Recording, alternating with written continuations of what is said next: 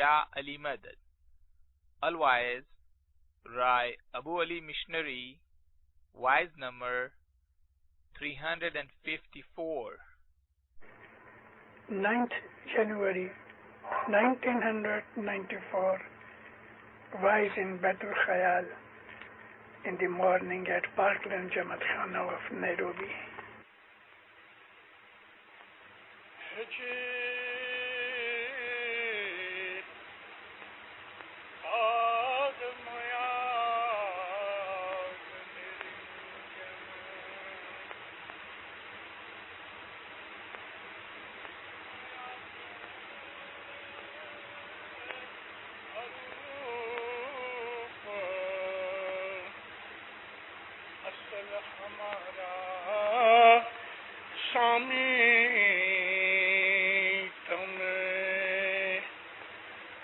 جدا پڑیا تھئی روپ مہر کرو مورا سائیاں ابڑا شرن تمہارے. مولانا حضرت امام کا صلوات پڑھو.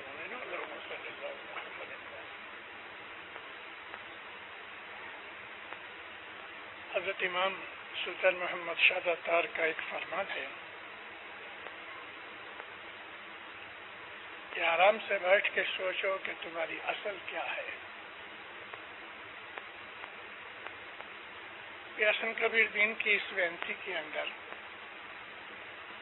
اس کا یہ جواب ہے کہ ہماری جو اصل ہے وہ خود مولا ہے. انسان پیدا ہوتا ہے تو انگلش میں کہتے ہیں ہی کیم فرام نتھنگنیس، یعنی بالکل عجائبی طریقے سے انسان کی برتھ ہوتی ہے اور اسی طرح سے انسان ڈس اپیئر ہو جاتا ہے اور پھر کبھی نظر نہیں آتا. اگر انسان سوچے تو یہ خیال اس کو آ سکتا ہے کہ بھلا انسان آیا کہاں سے، کس طریقے سے خدا تعالیٰ نے یہ دنیا کی رچنا رچی، کس طریقے سے انسان اس دنیا میں رہتا ہے اور وہ پھر کس طرح سے غائب ہو جاتا ہے. تو کیا جب وہ اس دنیا سے غائب ہو جاتا ہے تو حقیقت میں وہ ڈس اپیئر ہوتا ہے؟ کیا وہ نابود ہو جاتا ہے؟ دینداروں، اگر کوئی انسان جو فلسفی کے حساب سے یا اپنے وچاروں کے حساب سے مذہبی درشٹی سے اگر وہ سوچے تو انسان جنم سے پہلے بھی تھا اور موت کے بعد بھی رہے گا.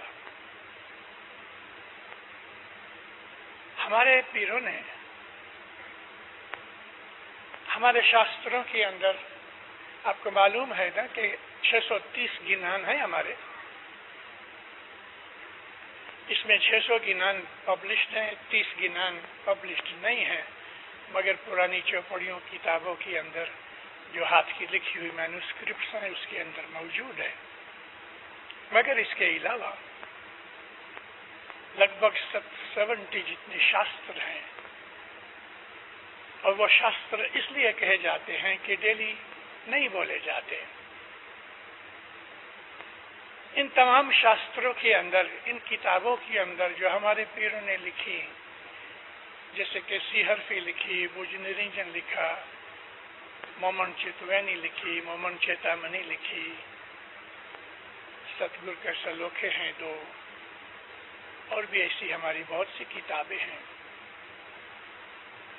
ان کی اسٹڈی کرنے سے ہمیں پتہ لگتا ہے کہ خدا تعالیٰ نے کریشن کس طرح سے بنائی. پرسوں میں نے وائز کی درخانے کے اندر، اور میں نے ان کو ذکر کیا کہ علماء نے قرآن شریف کے 3 حصے کیے، یعنی بھاگ اس طرح سے کوئی کتاب جدی کر کے نہیں کیے. کہنے کا مقصد یہ ہے کہ قرآن میں جتنی بھی آیتیں ہیں 6,500 جتنی آیتیں، ان آیتوں میں جو بالکل کنٹینیوٹی ہے،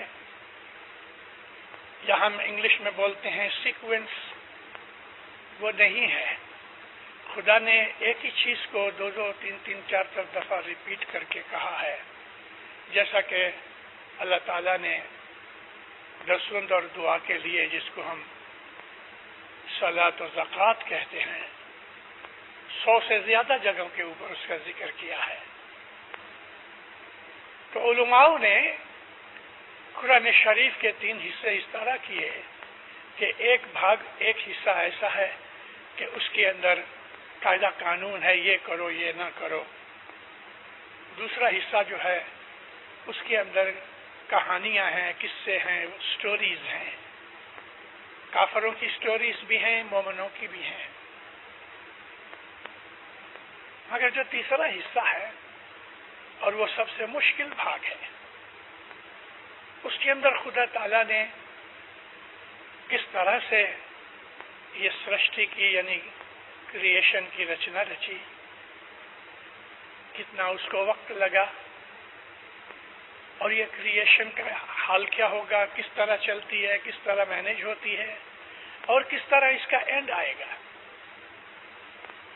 یہ حصہ اتنا مشکل ہے کہ 1400 سال گزر جانے کے بعد بھی عربوں کی، جن کی مدر ٹنگ عربک ہے، آج تک کسی مفسر کہتے ہیں انٹرپریٹر کو، یا جو اس کا انٹرپریٹیشن کر سکے، اس حصے کو انہوں نے کبھی بھی اچھی طرح سے ایکسپلین نہیں کیا، کیونکہ وہ نہیں کر سکتے. مگر ہمارے گنانوں کے اندر قرآن شریف کی اس بھاگ کو، کہ جو اس طرح سے مشکل اور حالت میں چھپا ہوا ہے کہ اس کے اندر جو بھید ہے وہ نہیں پتہ لگتا، ہمارے گنانوں میں اس کے خلاصے ہیں. اسی لیے ہی امام سلطان محمد شاہ کا جو فرمان ہے، وہ امام تھے، اور امام کا کلام الہی کلام ہے. اگرچہ ہم کو سمجھ میں نہ بھی آ سکے کسی امام کا فرمان، مگر امام کا فرمان ہے، وہ نور ہے. امام فرماتے ہیں کہ جو گنان ہے وہ قرآن شریف کی تفسیر ہے. اگر امام کے منہ سے یہ لفظ نکلتے ہیں کہ گنان قرآن شریف کی تفسیر ہے، تو اس کے اندر کسی کو شک نہیں ہونا چاہیے. ہمارے پیروں نے ہماری اصل حالت کا ذکر کیا کہ کس طرح خدا تعالیٰ آرام سے اکیلا بیٹھا ہوا تھا، کچھ نہیں تھا.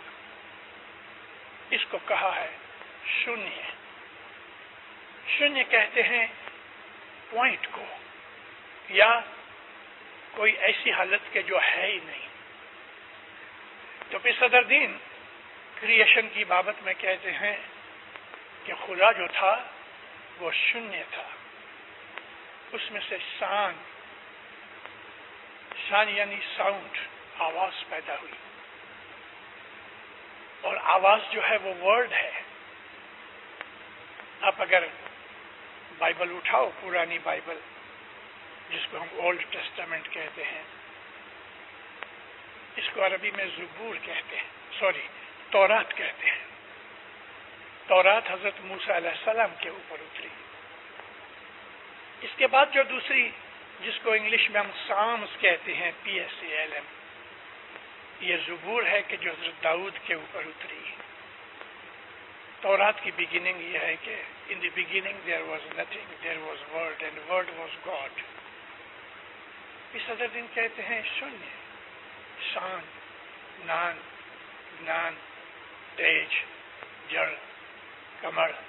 یہ وہ سٹیجز ہے کریشن کے کہ جس کی ایک ایک ورڈ کی ایکسپلینیشن کرنے کے لیے ایک ایک واز چاہیے. شن یعنی بالکل نتھنگنس کی حالت. اللہ تعالیٰ ایک حدیث قدسیہ میں بیان کرتا ہے، یعنی حدیثیں دو قسم کی ہیں. ایک وہ حدیثیں ہیں کہ جو اس وقت عام لوگوں کے پاس دنیا کے اندر موجود ہیں، لگ بھگ 7,500 جتنی حدیثیں نبی کریم کی، بخاری کی، مسلم کی، ماجہ کی. ایسے اس کو کہتے ہیں صحاح ستہ، یعنی 6 بڑے بڑے علماؤں نے رسول کی حدیثوں کو اکٹھا کیا. مگر اس کے علاوہ ایک اور کلیکشن ہے جو عام ملتا نہیں، عربک کے اندر ہے، اور تھوڑے ہی برس پہلے انگلش میں تھوڑے پورشن کا ٹرانسلیشن ہو چکا ہے. اس کو کہتے ہیں احادیث قدسیہ، یعنی وہ حدیثیں کہ جس میں نبی یہ کہتے ہیں کہ مجھے اللہ نے ایسا کہا. تو قرآن جو ہے وہ بھی تو یہی ہے نا، کہ جو خدا تعالیٰ نے اپنے نبی کے اوپر وحی اتاری. قرآن خدا کی وحی ہے کہ جو محمد کے منہ سے بلائی. تو یہاں جو حدیث قدسیہ ہیں، نبی کہتے ہیں مجھ کو خدا نے ایسا کہا، تو یہ بھی خدا ہی کا فرمان ہے. مگر ایک تعجب کی بات یہ ہے، سرپرائز ہے، کہ قرآن شریف میں کیوں اس کو ایڈ نہ کیا گیا. سنی عالموں کا ایک بہت بڑا عالم گزرا ہے، جو لوگ پڑھے لکھے ہیں ان کو شاید پتہ بھی ہوگا. سنی اس کو مولانا شبلی نعمانی کے طور پہ یاد کرتے ہیں. کافی کتابیں لکھی، 70-75 برس پہلے گزر گیا. اس کی ایک مشہور کتاب ہے سیرت النبی، اس کے 6 بھاگ ہیں. اس نے ایک جگہ لکھا ہے کہ قرآن شریف میں جو کچھ ہے اس سے بہت زیادہ نبی کے اوپر وحی اتری.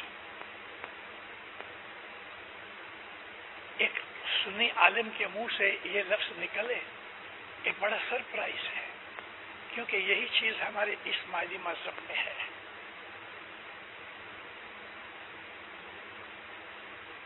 خدا تعالیٰ فرماتا ہے کہ اے محمد، میں چھپا ہوا ایک خزانہ تھا. میں نے آپ کو بات کی کہ خدا شونیہ میں تھا، نتھنگنیس، کوئی کریشن نہیں تھی. میں چھپا ہوا خزانہ تھا.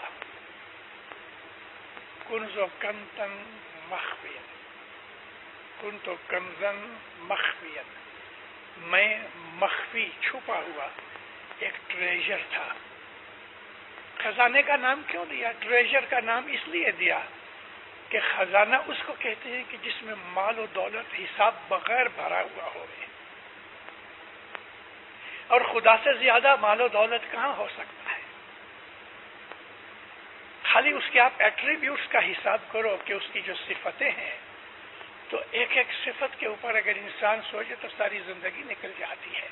ایک ایک صفت، اور یہی ایک ایک صفت میں سے ہمارا امام شاہ پیر ہم کو بیت الخیال میں عبادت کرنے کے لیے ایک ورڈ دیتی ہے. اسی کی صفتوں میں سے وہ خزانہ ہے، اس کے نام ہے، وہ بھی خزانہ ہے.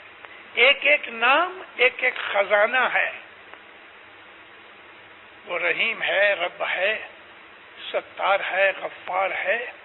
اس کے یہ تمام جو نام ہیں یہ خزانے سے بھرے ہوئے ہیں. نبی کو فرمایا میں چھپا ہوا خزانہ تھا. مجھے ایسا من ہوا، میری خواہش ہوئی کہ میں پہچانا جاؤں. میں آپ کو ایک بڑی سٹل چیز کہہ رہا ہوں. اندر 40-50 برس پہلے جو میں واضح کرتا تھا وہ واضح اوپر کی لیول کی ہوتی تھی، کیونکہ اس وقت لوگ بہت پڑھے لکھے نہیں تھے. اب لوگوں میں بہت سی انٹیلیجنس آ گئی ہے، اور کچھ تھوڑے 1-8% لوگ ایسے ہیں کہ جو سٹل چیزوں کو گراسپ کر سکتے ہیں. خدا تعالی کو کیا ضرورت پڑی کہ وہ اپنے آپ کو ظاہر کرنے کی خواہش کرتا ہے؟ میں چھپا ہوا خزانہ تھا، مجھے ایسی اچھا ہوئی کہ میں ظاہر ہوں، پہچانا جاؤں۔ یہ سمجھنے کے لیے میں آپ کو ایک چھوٹی سی بات بولوں کہ خدا رحیم ہے۔ اب کچھ نہیں ہے، کریشن میں کچھ نہیں، خدا اکیلا ہے، مگر وہ رحیم ہے۔ تو کس طرح پتہ لگے کہ وہ رحیم ہے؟ اور کون یہ جانے کہ وہ رحیم ہے؟ محض خدا خود جانتا ہے میں رحیم ہوں، مگر اس کی اس صفت کو کہ وہ رحیم ہے، رحم کرنے والا ہے، تو کوئی ایسی چیز ہونی چاہیے کہ وہ جس کے اوپر رحم کرے۔ اگر اس کی صفت کے اندر، اس کے ایٹریبیوٹس میں ایک لفظ ہے کہ وہ خالق ہے یعنی کریٹر ہے، تو بھئی کریشن کر تو پتہ لگے نا کہ تو کریٹر ہے۔ اسی طرح سے خدا تعالیٰ نے جب اپنے ان ایٹریبیوٹس کا خیال کیا تو خدا کہتا ہے مجھے محبت ہوئی، یہ پیار کی بات ہے، مجھے محبت ہوئی میں کریشن کروں۔ آدم آد نرنجن، آدم علیہ السلام کا جو پیریڈ ہے، ایگزیکٹلی کسی کو معلوم نہیں کہ آدم کا پیریڈ کیا ہے، کیونکہ ایک آدم ہوتا تو ہم کچھ گیس ورک کر سکتے ہیں، مگر دینداروں 30,000 آدم ہوئے ہیں، کیا پتہ لگے کہ وہ جو پہلا آدم تھا وہ کب ہوا؟ کاغذ پینسل کا حساب ہو ہی نہیں سکتا اس پہ۔ مولا مرتضی علی مشکل کشا کو کسی نے پوچھا کہ یا مولا آدم سے پہلے کیا تھا؟ فرمایا آدم۔ تو بڑا حیران ہوا، تو کہتے یا مولا وہ جو آدم تھا اس کے پہلے کیا تھا؟ فرمایا آدم۔ تو اور بھی پریشان ہوا۔ مولا ہنس کے کہتے ہیں تو 30,000 دفعہ 30,000 دفعہ اگر تو مجھے ریپیٹڈلی یہ پوچھتا رہے تو میں تیرے کو یہی کہوں گا کہ اس کے پہلے آدم تھا، اس کے پہلے آدم تھا، اس کے پہلے آدم تھا۔ تو کون سا آدم؟ اب جو آدم مان لو 30,000 آدم میں سے جو سب سے پہلا تھا کہ ہم جس کی پیریڈ کا کوئی حساب اور اندازہ کر بھی نہیں سکتے، تو اس آدم سے پہلے کیا تھا؟ پھر کہتے ہیں وہ پیریڈ آد تھا، عین الف دال، یہ عربک لفظ ہے۔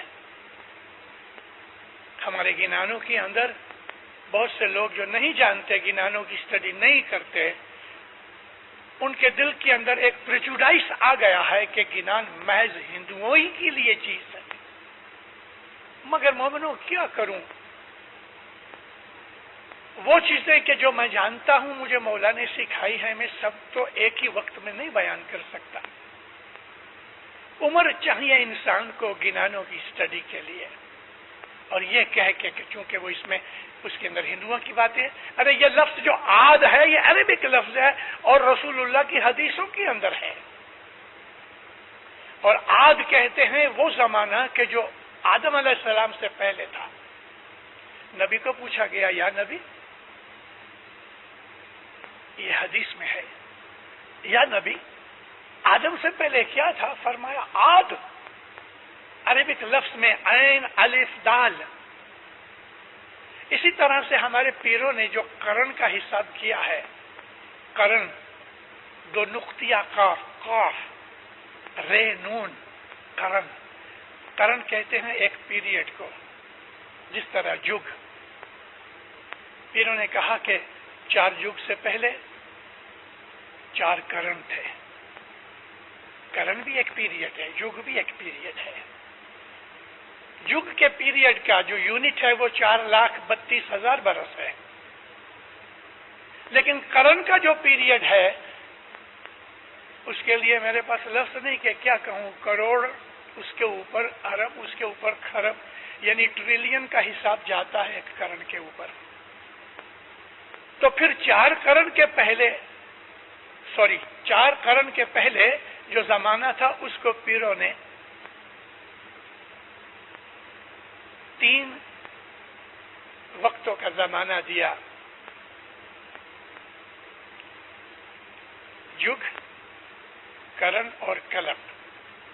تو جو میں نے کرن کہے وہ حقیقت میں کلپ ہے، اور کرن اس کے بعد پہلے 3 ہوئے، لیکن پیر کہتے ہیں 8 لاکھ کرن سے 8 لاکھ کرن سے انسان کی طاقت نہیں اس چیز کو سمجھنے کی کہ کتنا لمبا عرصہ ہوا۔ رسول اللہ کا جو نور ہے وہ جدا ہوا خدا کے نور سے۔ نبی کہتے ہیں خدا نے سب سے پہلے جب کریشن کا ارادہ کیا تو اس نے میرا نور اپنے نور سے جدا کیا، اور اللہ کے نیچے سے ایک لائن کھینچ کے آپ محمد کا نام لکھو تو اللہ علی رہ جاتا ہے۔ اس میں گھٹارا ودھارا کی بات نہیں ہے، اس کی حالت کی بات ہے۔ وہ غائب الغیوب کی حالت اللہ کی، جب اس نے محمد کو کریٹ کیا تو یہاں اللہ علی بن گیا۔ اس لیے ہم علی کے متعلق جو اپنا ایمان رکھتے ہیں وہ قرآن حدیث کے حساب سے ہے، اور محمد کے نور سے ساری سرشتی رچنا رچی گئی۔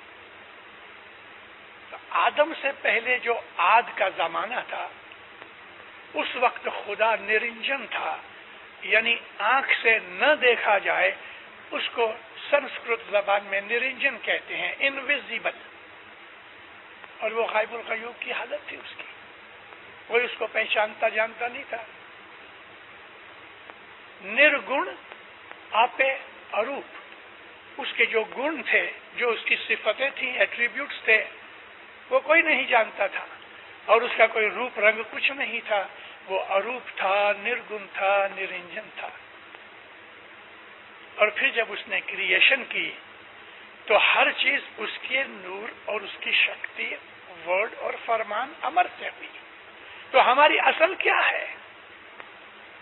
پھر کہتے ہیں کہ اصل ہمارو سوامی تمہیں، تو میری اصل ہے، میری اوریجنلٹی جو ہے وہ تو ہے، اور تم ہی حقیقت میں سب چیز کا اوریجنیٹر ہے۔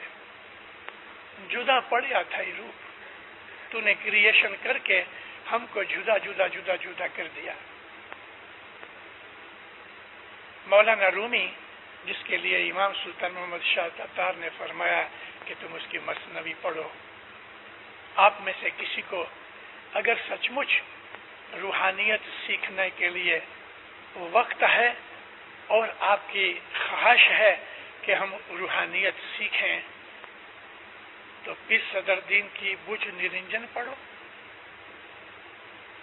اور رومی کی مثنوی پڑھو۔ ان 2 چیزوں کو اگر آپ سمجھ گئے تو خدا تعالیٰ کی تمام کریشن کو سمجھ سکو گے۔ یہ جو 50 پارٹ کی وینتی پیر حسن کبیر دین نے لکھی ہوئی ہے، اس کے ایک ایک پارٹ کے اندر ایک ایک لیسن ہے۔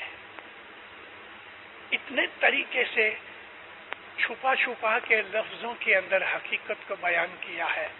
یہ اس لیے بیان کیا ہے کہ وہ لوگ کہ جو حقیقت کو نہیں جانتے یا دنیا دار ہیں، وہ اس کو ہاتھ بھی نہ لگائیں، ان کی سمجھ میں آ بھی نہیں سکتا۔ خدا نے جو کریشن کی، محمد کے نور سے سب کچھ پیدا کیا، اور پھر خود ایک روپ لے کے چھپ کے بیٹھ گیا۔ اللہ تعالیٰ کا نبی رسول اکرم صلی اللہ علیہ وآلہ وسلم کی حدیثوں کے اندر بھی، یہی 7,500 حدیثوں کے اندر جو ہمارے سنی بھائی ہمیشہ پڑھتے رہتے ہیں، ان کے اندر کتنی چیزیں ہیں کہ انسان اس کے اوپر بیٹھ کے وچار کرے کہ عام لوگ جو کچھ بھی اللہ رسول کے متعلق سوچتے ہیں وہ کچھ نہیں جانتے۔ نبی کریم کہتے ہیں، میں ایک دن عبادت میں بیٹھا تھا، اب یہ چیز بھی کتابوں میں حدیث میں لکھی ہے، میں عبادت میں بیٹھا تھا، میں نے اللہ کا ہاتھ اپنی گردن کے نیچے پیٹھ پر، جیسے کوئی بچے کے پیٹھ پہ پیار سے ہاتھ رکھتے ہیں تو نبی کہتے ہیں میں عبادت میں بیٹھا تھا، خدا کا ہاتھ میری پیٹھ پر میں نے محسوس کیا اور اس کی ٹھنڈک سے میرا سارا اسپائنل کارڈ جو تھا نا وہ بالکل ٹھنڈا ہو گیا، یعنی اس کی ٹھنڈک میرے سارے بدن میں پھیل گئی۔ اس میں ریڑھ کی ہڈی لکھی یعنی اسپائنل کارڈ میں۔ اب یہاں اسپائنل کارڈ کا ذکر جو رسول نے کیا ہے وہ بھی ہمارے گنانوں میں ہے۔ کیا کہوں مومنوں، علم اتنا ہے کہ لوگوں کی نظر وہاں تک پہنچتی نہیں، استاد کے بغیر سمجھ نہیں آتی۔ یہ جو ہماری ریڑھ کی ہڈی ہے جس کو ہم اسپائنل کارڈ کہتے ہیں، بیک بون، نبی کہتے ہیں میری ساری بیک بون ٹھنڈی ہو گئی، کیونکہ گردن کے نیچے خدا نے ہاتھ رکھا۔ تو خدا کا ہاتھ ہے؟ کیا سچ مچ خدا ایک انسان میں پرسونیفائی ہوا کہ اس نے ہاتھ رکھا اور اس کی انگلیوں کی ٹھنڈک رسول اللہ کی پیٹھ میں دوڑ گئی؟ ایک دن ایسا یا چمبا بھیا سجے دھیان نابی سو گیا۔ برہم پرکاش میں پرشمس لکھتے ہیں کہ ایک دن بیٹھے بیٹھے عبادت میں ایک اچمبا ہوا، ایک ونڈرفل چیز ہو گئی۔ کیا ہوا کہ آٹومیٹیکلی سہجے میرا آپ سے آپ خود بخود میرا دھیان نابی کی طرف گیا۔ نابی یعنی ہماری نیول جو پیدا ہوتے ہیں تو یہ نیول کارڈ لگا ہوتا ہے ہمارے پیٹ کے ساتھ، اور دوسرا اس کا حصہ ماں کے ووم کے اندر ہوتا ہے، اس کی دیواروں کے ساتھ لگا ہوا، اور پیدائش کے وقت 2-3 انچ کا فاصلہ رکھ کے اس کو پہلے باندھتے ہیں پھر کاٹ دیتے ہیں، اور تھوڑے دنوں کے بعد وہ جو نیول کارڈ ہے وہ جھڑ جاتا ہے، گر جاتا ہے۔ تو ہماری یہ جو نابی ہے ہمارے پیٹ میں جو یہ ہماری نیول ہے، پھر شمس کہتے ہیں میرا آٹومیٹیکلی عبادت کرتے کرتے میرا دھیان اس کی طرف چلا گیا، اور جب ادھر دھیان گیا نام لیتا بھیو پریم پرکاشا اے تب اپجیا من وشواسا۔ جیسے ہی میں نے اپنے اس بول کو یاد کیا پرکاش ہو گیا اور میرا ایمان، میرا وشواس پکا ہو گیا۔ نیول کا ذکر ہے جو گنان میں کیا ہے۔ آپ ایک آدمی کو کھڑا کر دو، یعنی اس کی پکچر بنا لو سائڈ سے، ایک بڑا سا سوا لے کے، سوئی نہیں کہتا، سوا لے کے یا ایک وائر اس کی نیول میں گھسا دو تو وہ پیچھے سے نکل آئے، تو جہاں سے وہ پیچھے نکلتی ہے وہاں ہماری یہ اسپائنل کارڈ کو جہاں وہ ٹچ کرتا ہے اس جگہ ایک چھوٹا سا یعنی ٹشو کا، ہمارے اندر جو بدن ہے اس کے ٹشو کا ایک چھوٹا سا بال کی طرح ہے، مگر وہ راؤنڈ بال نہیں ہے، اس کی چھوٹی چھوٹی پنکھڑیاں ہیں پھول کی طرح، وہ ہے گول، منہ اس کا بند ہے، چھوٹا سا کھلا بھی ہے، پنکھڑیوں کی طرح لگتا ہے۔ اس کو پیروں نے کمل کہا ہے، اور انگلش کے اندر اس کو کہتے ہیں سولر پلیکسس۔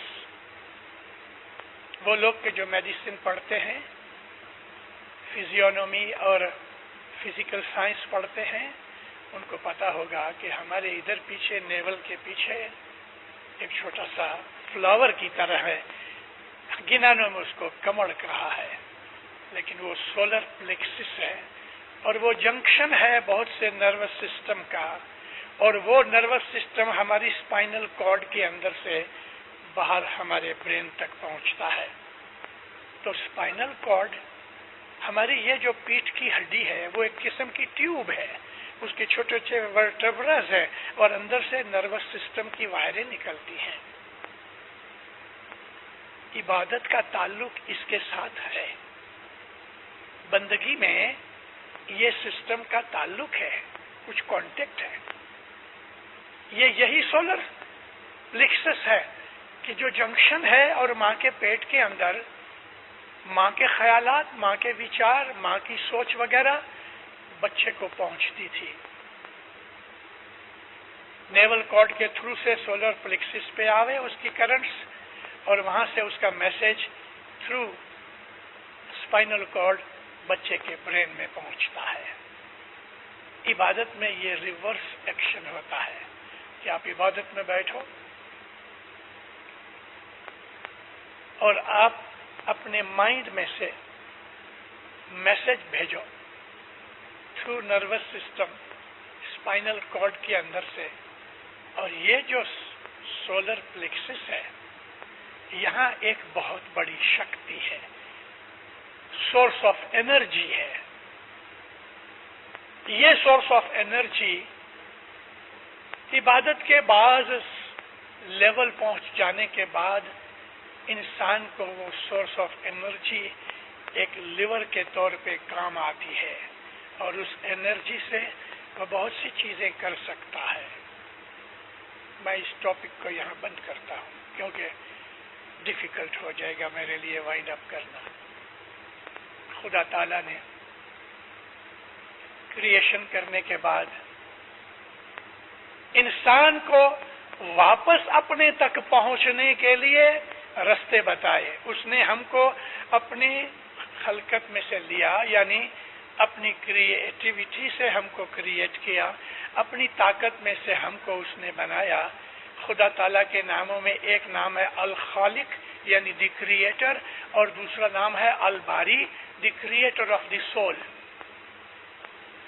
بدن جدی چیز ہے, میٹیریل چیز جدی چیز ہے, سول جدی چیز ہے. حضرت امام فرماتے ہیں soul has been created but it is eternal. خدا تعالیٰ نے اپنے امر سے جس طرح کریشن کی اسی طرح سے اس نے روح پیدا کی. رسول اللہ کو لوگ پوچھتے تھے کہ یا نبی روح کیا ہے؟ ابن مسلمان تھے وہ زمانے میں, عرب لوگ جاہل تھے, پڑھے لکھے نہیں تھے, کوئی شخص علم جانتا تھا. اب نبی کریم ان لوگوں کو کہ جن کو خود اپنے بدن کی حالت کا پتہ نہیں, کیا بتائے کہ روح کیا چیز ہے؟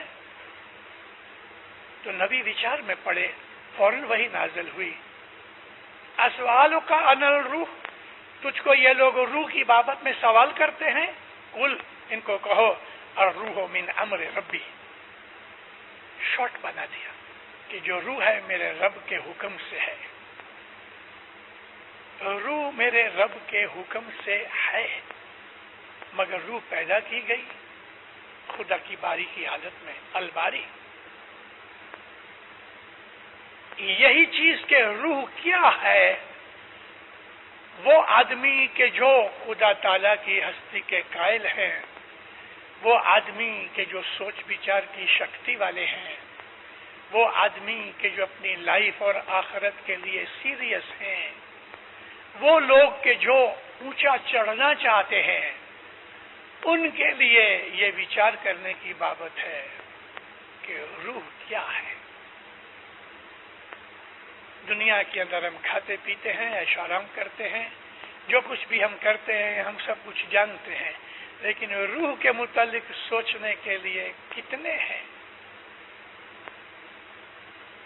تو روح کے متعلق اتنا ہی کہہ کے مسلمانوں کو بند کر دیا, مگر اماموں کے ہاتھ کے نیچے وہ لوگ کے جو امام کے نزدیک میں آ کے بیٹھا کرتے تھے, مولا علی سے لے کے حضرت امام تک لوگ امام کے پاس جاتے ہیں. ہم تو بول رہے آتے ہیں نا, کیا ہم نے کبھی مہمانی رکھی اور اس مہمانی کے اندر دنیا کی باتوں کے سوا اور کچھ پوچھا؟ کسی نے مہمانی رکھ کے مولا کو پوچھا کہ خداوند صبح کی عبادت میں مجھے یہ ہوا, میں اب کیا کروں؟ کسی آدمی نے یاد نہیں, کسی نے رکھا ہو تو مجھے نالج نہیں ہے. ہم تو دنیا کی باتیں لے کے جاتے ہیں، کوئی بزنس کی لے جاتا ہے، کوئی بیماری کی لے جاتا ہے، کسی کو اولاد چاہیے، کسی کو مولا کی گائیڈنس چاہیے کہ خدا مجھ کو ایجوکیشن لینی، کیا کورس لوں. لیکن کتنے اسماعیلی ہیں جنہوں نے مولا کے حضور میں مہمانی رکھ کے کچھ روحانی بات کی ہوگی. اس کا تعلق تو ہمارے ساتھ روحانیت کا ہے. تو میری یہ عرض تھی کہ جو روح ہے وہ خدا تعالیٰ کے امر سے ہمارے اندر موجود ہے، اور ہم جس طرح خدا سے جدا ہوئے ہیں ہم کو واپس اسی کے پاس جانا ہے. ان للہ we belong to God وَإِنَّا إِلَيْهِ رَاجِعُونَ and verily we have to return to him. تو یہ چیز اسلام کی کہ اس میں سے ہم آئے ہیں، ہمیں واپس اس میں جانا ہے. تو کیا یہ واپس جانے کے لیے ہم نے سیریسلی کبھی وچار کیا؟ یہی بیت الخیال ہے. ہم اس سے جدا ہوئے، ہم کو واپس اس میں جانا ہے. کس طرح جانا ہے، کیا سورس ہے، کیا رستہ ہے، کیا طریقہ ہے، کیا کرنا چاہیے کہ ہم واپس ادھر جائیں؟ دس از بیت الخیال. اب وہ لوگ جو اس بابت میں سیریس ہوتے ہیں تو پھر دنیا کی بہت سی چیزوں سے ان کو تیاگنا چاہیے. کل مجھ کو ایک جوان کے ساتھ بات کرنے کا موقع ملا. اس کی باتوں سے مجھے بہت خوشی ہوئی. وہ اس بات کے اندر سیریس تھا. میں نے اس کو کہا کہ اگر سچ مچ عبادت میں آگے بڑھنا ہے تو جس طرح سے ڈفرینٹ کورسز ہے یونیورسٹی کے اندر، انجینئرنگ کے لیے، میڈیسن کے لیے، اور ایسے سینکڑوں کورسز ہے یونیورسٹی میں، کوئی 1 برس کا ہے، کوئی 6 برس کا ہے، کوئی 4 برس کا ہے. بیت الخیال کا بھی ایک کورس ہے. اگر امام کے پاس سے بول لے کے آ گئے، ہم بیٹھ گئے، مہینہ 2 مہینے عبادت کی، پھر بھول گئے. کبھی من ہوا تو عبادت کر لی، کبھی کوئی فرمان سن کے خیال ہوا تو کر لیا. ہم نے عبادت توڑ کے کی ہے، کبھی 10 دن، کبھی 20 دن، کبھی 1 مہینہ. اس طرح سے ہماری جو کنٹینیوٹی نہیں رہی، اس لیے ہمیں بہت نقصان اٹھانا پڑتا ہے. عبادت کا کورس میں اپنے خیال سے، میرے خود کا اوپینین اور پرسنل ایکسپیرینس کے اوپر کہتا ہوں کہ 3 برس اپنی لائف میں سے نکالو. اگر سچ مچ عبادت کرنی ہی ہے تو جس طرح آج حاضر امام ینگسٹرز کو عبادت میں آنے کے لیے، یعنی بیت الخیال کا بول لینے کے لیے مولا ڈسکریج کرتے ہیں، سلطان محمد شاہ انکریج کرتے تھے. وہ زمانہ اور تھا.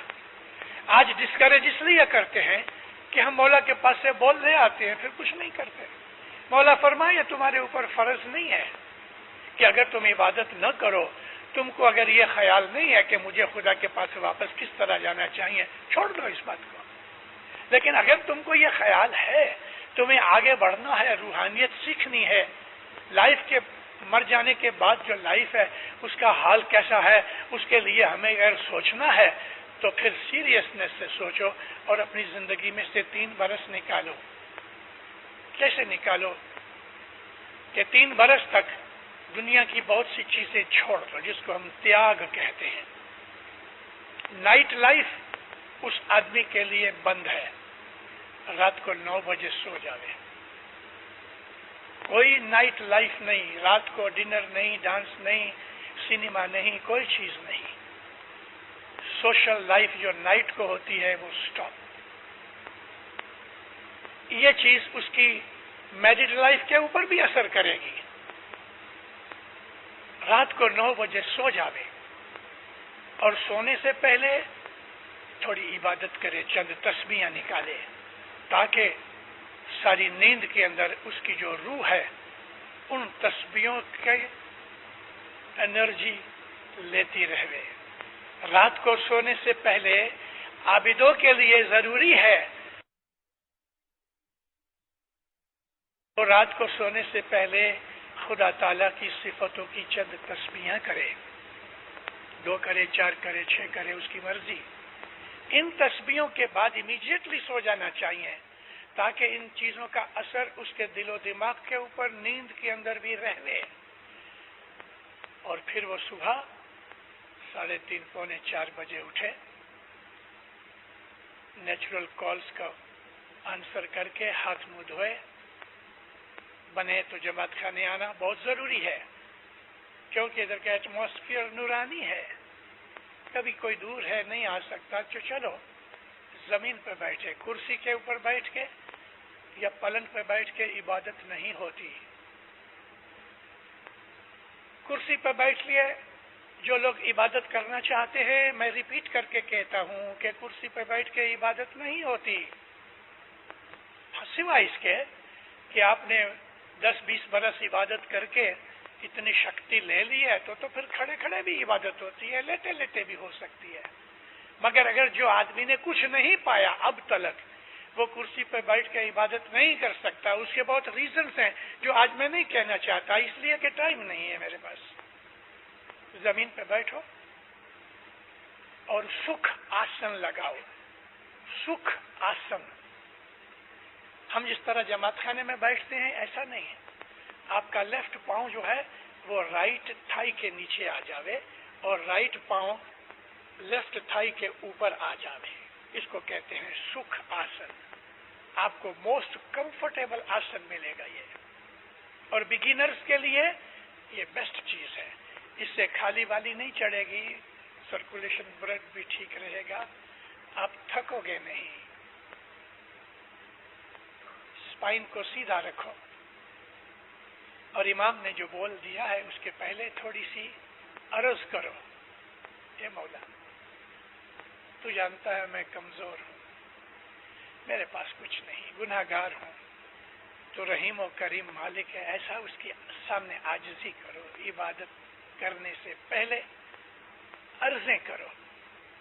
ये जो अर्जदाश्त है जरूरी है, ये किस्म का ऑटो सजेशन है। मेंटली हम तैयार होना चाहते हैं इबादत करने के लिए। हम मेंटली तैयार होते हैं इसलिए कि हम उस महबूब को मुलाकात चाहते हैं, उसके लिए हम प्रिपेयर्ड होते हैं, और हमें ये प्रिपरेशन जरूर करना ही चाहिए। फिर आप अपने इस बोल के ऊपर अपना ध्यान लगाओ। अब वो आदमी जिसको मैं ये कह रहा हूं कि रात को 9 बजे सो जावे, उसके पहले थोड़ी इबादत करे, और मैंने कहा कि 3 बरस का ये जो कोर्स है तो उसको अपनी जिंदगी के 3 बरस बाहर निकालने चाहिए। किस तरह बाहर निकालने चाहिए? जिंदगी के अंदर भी, दिन के वक्त भी उसको कोई ऐसा काम नहीं करना चाहिए कि रात की इबादत खराब होवे। मेरी वाजों में बहुत दफा इस बात का जिक्र है कि 1 घंटे की इबादत को संभालने के लिए 23 घंटे की जरूरत है कि हम उसमें ध्यान रखें। 1 घंटे की इबादत को संभालने के लिए 23 आवर्स की मेहनत और ध्यान और वॉचिंग की जरूरत इसलिए है। झूठ न बोलूं, झूठ बोलने से माइंड में डुअलिटी आ जाती है, इनडिसाइसिवनेस पैदा होती है। तमाम दुनिया के मजहबों ने झूठ को मना इसलिए किया है कि हमारे जो माइंड के अंदर वन ट्रैक है वो मिट जाता है। आप एक ग्लास लो जिसको मैग्नीफाइंग ग्लास कहते हैं, या हमारी आंख का चश्मा है, अगर वो प्लस है तो सूरज के नीचे उसको रखो, नीचे कागज रखो और इस मैग्नीफाइंग ग्लास को एडजस्ट करो, इतना ऊंचा नीचा करो कि सूरज की लाइट एक पिन पॉइंट के ऊपर आ जावे, तो थोड़ी देर में वो कागज जल जाएगा। इसको कहते हैं वन ट्रैक। इसी का नाम है कंसंट्रेशन, एक पॉइंट के ऊपर आ जाने।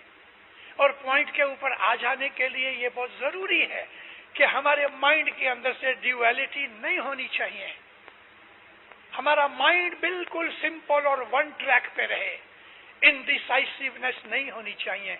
आदमी जब भी झूठ बोलता है तो वो ये जानता है कि सच्ची बात और है, जो मैं कह रहा हूं वो और बात है।